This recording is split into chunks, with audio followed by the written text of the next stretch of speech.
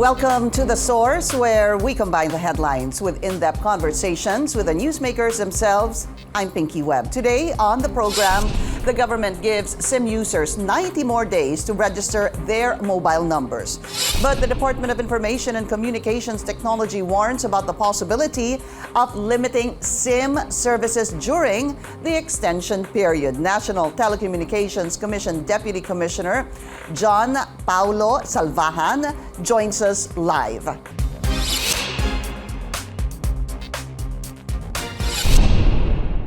Telco users now have 90 more days to register their SIM cards. The government on Tuesday extended the deadline that was initially set today, April 26th.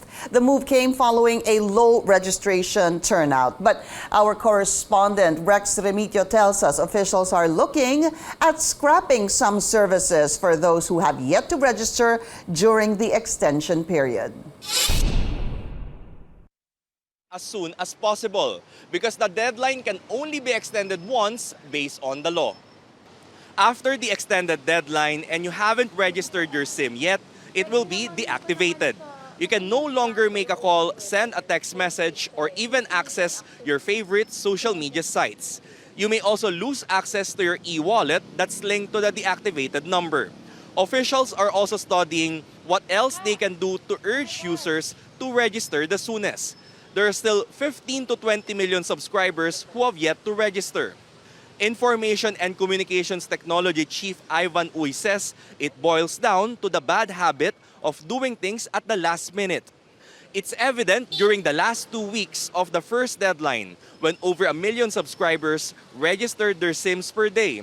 That's 5 to 10 times more compared to the average 100 to 200,000 daily registration during the first weeks of the SIM registration campaign.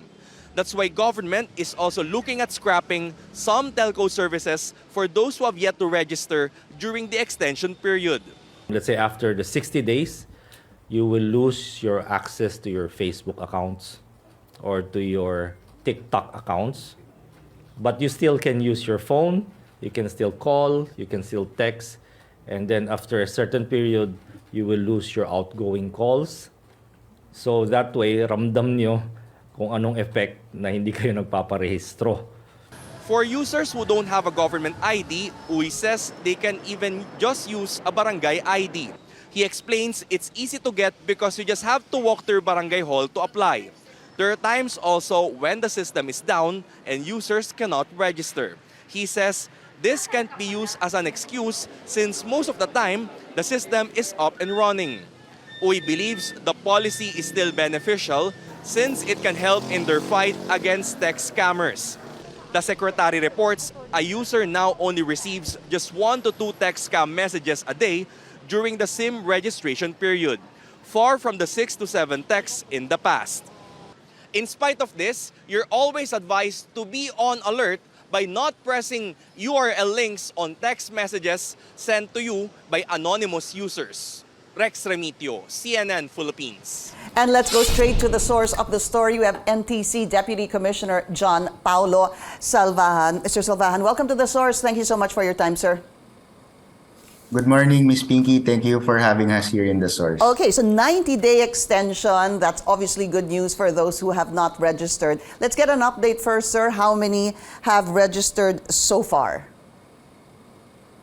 Based on our latest numbers, Ms. Pinky, we already have around 87.4 million registered subscribers, or that comprises around 52% of the total number of active SIMs po, which is pegged at 168 million. When you say 168 million active SIMs, do you expect all these active SIMs to be registered? In other words, how many SIMs really is the government expecting to be registered? Because alam naman po natin yung iba kinuha, ginamit, hindi na po ginagamit, o 2 o 3 yung SIM.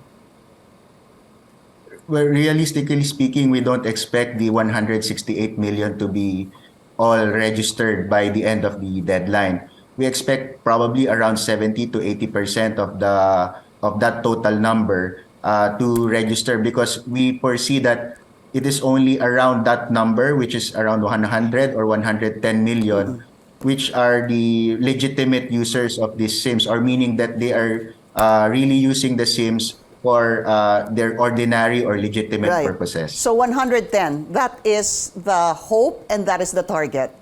That will be registered, We hope to 110 million. register around that much, yes, Ms. Pinky. All right. Sir, let's talk about what Secretary Ivan Uy was saying. Okay, now, there's a 90-day extension. Excuse me, sir. And however, there's a bit of, parang may collateral eh. Within the 90-day period, he says, posibleng in the first month, mawalan ka ng social media services such as maybe first month, mawalan ka ng Facebook. The second month, baka i-deactivate yung TikTok mo. And then, subsequently, you may not be able to have outgoing calls or incoming calls. One of those two, sir. Gagawin ho ba talaga yon? We're closely coordinating that with the telcos and studying that thoroughly, if that is legally and technically feasible, and if we have enough time to implement it, if and when it is found to be legally and technically feasible, Ms. Pinky. It's good that you mentioned that, sir. Legally and technically feasible. Let's talk about the constitutionality of that. Is there anything, sir, in the SIM Registration Act that actually says that you can deactivate certain social media accounts while one has not registered his or her SIM? Well, the law expressly says that the automatic deactivation will happen if you fail to register within the deadline. The law is silent on whether or not you can partially deactivate some of the services Right. within the period of registration. Rightly said, sir, kasi it never said anything that you can partially deactivate. It's silent on that. But it also never said that you could, and it never said that you could not. So that's why... Yes. So, sir, kailangan ho aralin ito if it's legally feasible, if it's constitutional. Well, the constitutionality, I think there's nothing naman that impinges on any of the right, but we defer the right to comment on that, Ms. Pinky, because as I understand, there's a pending petition filed before the Supreme Court, which the NTC hasn't officially yet received a copy of. And you have 10 days to respond to that, no, sir? Or 15 days from the Supreme Court? Yes, upon receipt of the notice right. from the Supreme Court. Yeah, but I just wanted to stick to this deactivation of accounts. While I understand what Secretary Uy is trying to do, tatanggalin, kumbaga sa first month, no, ayaw mo pa rin magpa-register or hindi ka pa nakakapag-register. Let's just put it at that, sir. And then sasabihin niya, pwedeng tanggalin yung Facebook account mo. Yun yung tinatanong ko, is that legal? Tama ho ba yun? Because looking at the law, in fact, I actually saw this, my producer and I, through another journalist, Save, was saying that, is this really legal? Kaya dun po kasi baka magkaroon ng problema. When will you find out, sir, if this can be done or not? We're discussing, continuously discussing that po. We've asked the telcos for their comments on the legal and technical feasibility of these proposals. We expect it to release soon. Hopefully, if not within this week, by next week, we can have a final study or at least a resolution on that matter po. If pwede po yung partial deactivation, that's what you're talking about. Yes, correct, Okay, Ms. sir. Pinky. All On the right. partial deactivation. Also, very important, as you mentioned a while ago, are the telcos because that responsibility, tama ho ba, will fall under them. Sila ho po yung, if ever, will deactivate these social media accounts. Is that correct, sir? Yes, that is correct, Ms. Pinky. Since they are the ones providing these services, it is the telcos themselves which will sort of whitelist these apps or the social media services for these unregistered subscribers. Has that ever been done before, that telcos could deactivate social media accounts of one person? As far as I know, here in the country, it hasn't Yeah. been done yet, Ms. Pinky. But I think in other countries, it's being done wherein they deactivate certain social media services. I'm not sure if it's for a particular class of individuals or if it's a general implementation. But I've seen that in other countries wherein certain types of social media apps have been deactivated.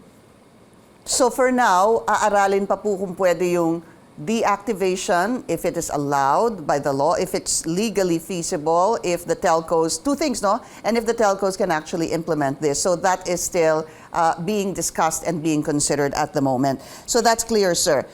Let's go to, would you like to add something? No, Ms. Pinky, please Okay. go ahead. Sir, 90 days extension. The law actually allows 120, but the DICT, the government, only allowed 90 days. Okay, good. If hindi ho talaga ma-reg, kasi only one extension is allowed. If you have not registered after this 90-day extension, wala na ho ba? Is there still a process to be able to appeal your SIM card registration or your SIM number, or it's as good as dead? But based on the current IRR po, no, if you fail to register within the deadline or within the extension period, your SIM will get automatically deactivated. But you have 5 days within which you could have it reactivated by your telco. So you could coordinate with your telco provider to have your SIM reactivated. So even after, to be clear, sir, even after the 90-day extension, which will end when, sir? We haven't computed yet the exact date, but probably around July 2025 or 26. Let's most just say probably. July 25, sabihin po natin. So you're saying even after that 90-day extension, approximately on July 25, there's still 5 days for a person to appeal the deactivation. Yes.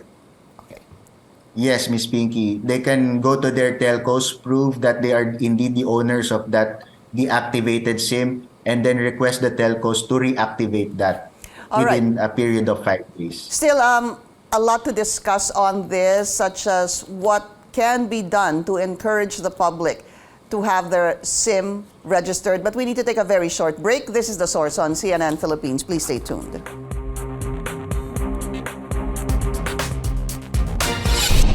You're watching The Source on CNN Philippines. I'm Pinky Webb. Our source today, NTC Deputy Commissioner Jon Paulo Salvahan. Mr. Salvahan, there's still, I have co-workers who are asking paano ho talaga magagawa yung possible deactivation. I guess that stirs a lot of questions. One was asking, paano kung napunta ka sa isang lugar na may Wi-Fi? Sinagot ko naman, please correct me if I'm wrong, and I know this is still in the works, no? Kung sabihin po natin Facebook ko, yun ang i-deactivate ng aking telco. Tama ho. So kahit na may Wi-Fi ako, wala akong Facebook. Well, I think it's not the account which will be deactivated. It's the app itself. You cannot use the Facebook app on your phone, no? I see. As long as that phone carries the unregistered SIM. I think that's the idea behind it po. Ms. I Pinky. see. They will deactivate the app. The app, not the Right. account. Not Yeah, the because account. they have the only person or the only company that can deactivate your account is that Facebook itself, hindi ho ba?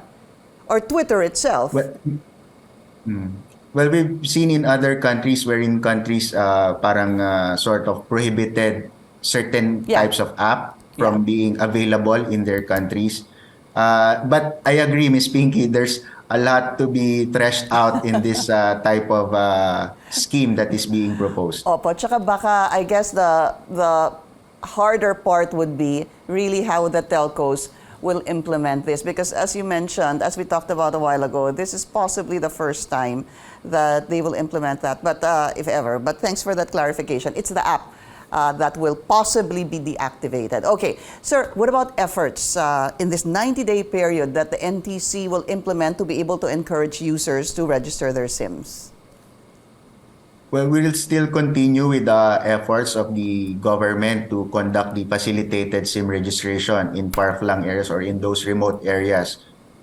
We have been conducting that facilitated SIM registration. We're already in our 14th week, so that we could reach our kababayans with we're located in areas where there's no or weak signal. Other than that, we've asked the telcos to ramp up their assisted SIM registration sites to place more booth so that our kababayans could go and have themselves assisted to register their SIMs. That's part of the plan to ramp up registration, Ms. Pinky. Which area would you say you're having a hard time trying to reach these telco subscribers? The telcos submitted to the NTC and the DICT their top 10 areas wherein there's a low turnout of registrants. Mostly it's in the farm area, and there are some in the Visayas region, like the Dinagat, in I think Yung mga isla siguro, I no, sir? forgot. Yes, island areas. Yeah, so then a lot of effort must be put there in these areas where there's a low turnout of SIM registration. Any other way? Because doon po sa prepaid, I understand that, I know this is going to be the telco's role and responsibility, sir, no? Pero meron ho kasing ibang nahihirapan ata, from what I understand, doon po sa pagkuha ng selfie because it has to fit a certain size. And some people are having a hard time doing that. Are there ways to make this a little bit easier? Yeah, we've been coordinating with the telcos as regards the requirement on the file size. I think the current requirement is 2 megapixels, but some of the pictures being taken are way bigger than that. So we've asked the telcos if there's a way they could adjust that requirement on the file size and for the subscribers to make it easier for our subscribers. Okay, sana maayos po nila yan, sir. And then, what about those who have no government-issued IDs? Ms. Pinky, for this issue, no, what we've been saying is there's a list of 16 IDs identified by the law and the IRR. They just need at least one of these IDs. And then on top of that, there's a catch-all provision which says that other valid government-issued ID with photo. So any other valid government-issued ID, as long as it has a photo of the subscriber, will be accepted in the SIM registration platform of the telcos. Yeah, in fact, our correspondent was saying a while ago that barangay IDs are also going to be honored or accepted. Yung mga and you can just go to your barangay and get an ID. Normally, meron naman pong litrato yung barangay ID. What about this, sir? Just maybe last two questions. Do you encourage telcos to utilize the emergency alerts as what happened? No, we do not encourage the telcos. In fact, what we've been saying, Ms. Pinky, is we did not give any clearance on that platform, no, for the telco to issue that type of alert. But apparently, as reported to us, they were given clearance by a different government agency to use that type of broadcast system for that message. And you will, I guess, stress that this will not be done again. Ganun ho ba? We are discussing within the commission. We've already referred this to our technical team because the explanation that was relayed to us was a technical one about the use of different channels. And we are just awaiting for the recommendation of our technical team so that the commission will know how to proceed properly on this issue. So in summary, we have 90 days. This is the only extension that can happen because the law only provides one extension. But after the 90 days, there's still that 5-day window period where you can appeal. Sir, maybe just an advice to the public. Yes, Ms. Pinky, thank you for giving us this opportunity to appeal to the public to please register their SIMs as early as possible. Please do not wait for the 90-day period, 90th day within which to register, because as mentioned, we are studying some of the modifications to this on the effects of this failure to register. So we encourage you to register as early as possible in order for you not to experience any hassle in having your SIMs deactivated. You know, it comes to mind, sir, I hope you don't mind, not just one angle I wanted to discuss. I think it's the Secretary Uy who said that on an average, daily average, there were about 100,000, if I'm not mistaken, registrants. And then towards the tail end of the expiration, supposed to be, the last days rather, of the registration period, ang laki daw ng tinaas ng mga nag-register. Is this true?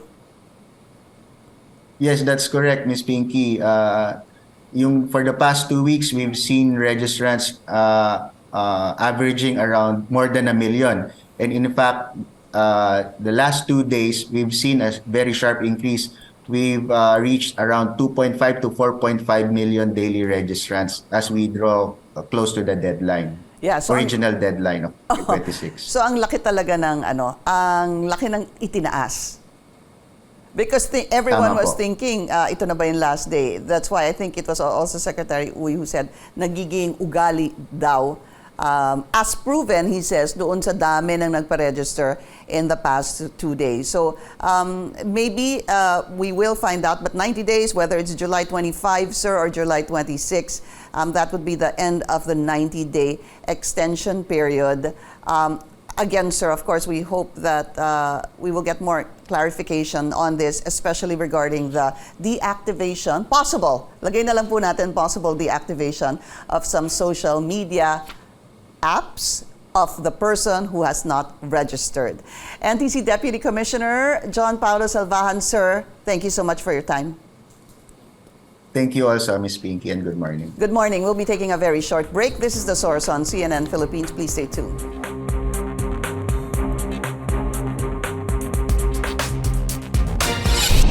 You're watching The Source on CNN Philippines. I'm Pinky Webb. The Philippine Statistics Authority looks to increase the number of applicants of the National ID Registration Program. Its new target, delivery riders. Our senior correspondent, George Cahiles, has that story.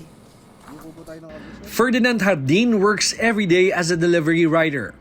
Reason why he has no time to apply for a national ID. Good thing, there's an effort to make the application more convenient for someone like him. Mahirap mag-absent kasi yung trabaho namin nakasalalay araw-araw. Pag hindi kami pumasok, mawawalan kami ng kita. On Tuesday, the Philippine Statistics Authority or PSA started its targeted national ID registration for delivery riders. Authorities say, aside from having an additional valid ID, having a national ID will speed up the verification process for government social welfare services. Just like the fuel subsidy, where over 27,000 delivery riders were among the beneficiaries in 2022. The idea of a national ID will become very useful is when in future programs, diba? All you need to do is to cite your number or show your card. The PSA says over 78 million Filipinos have already registered in the National Identification System, majority of which were already issued with electronic versions of the ID. But printing the ID is another story. Of the 60 million physically printed IDs, 35 million were already printed in plastic cards by the Bangko Sentral ng Pilipinas. The rest were printed on paper by the PSA in their registration sites. It was geared to have a slow rollout, maybe yearly about 20 to 25 million, but we were mandated based on the marching order of the previous administration that we should register 70 million at the end of the administration of President Duterte, and we were able to do that in a span of 2 years. Practically, that's the very reason kung bakit na-delay yung mga printing dahil nabulunan siya talaga. According to the PSA, even the IDs printed on paper are considered legitimate identification. What's important, they say, are the identification number, the QR code, and the biometrics that may be used to verify and identify a Filipino using the PSA system. Baka maliitin nila kasi on paper na siya, but digital information, it is not about the card. It is about the credential, secured, PhilSys number, and then the biometrics captured. So far, only around 4 million registrants have yet to be given an electronic copy of their national ID. But PSA says they are working to catch up with their backlog until June. And should they hit their target, the PSA says it will only take a day for a new registrant to get an electronic copy of his or her national ID. George Cahiles, CNN Philippines. And thank you for joining us here on The Source. I'm Pinky Webb. You're watching CNN Philippines.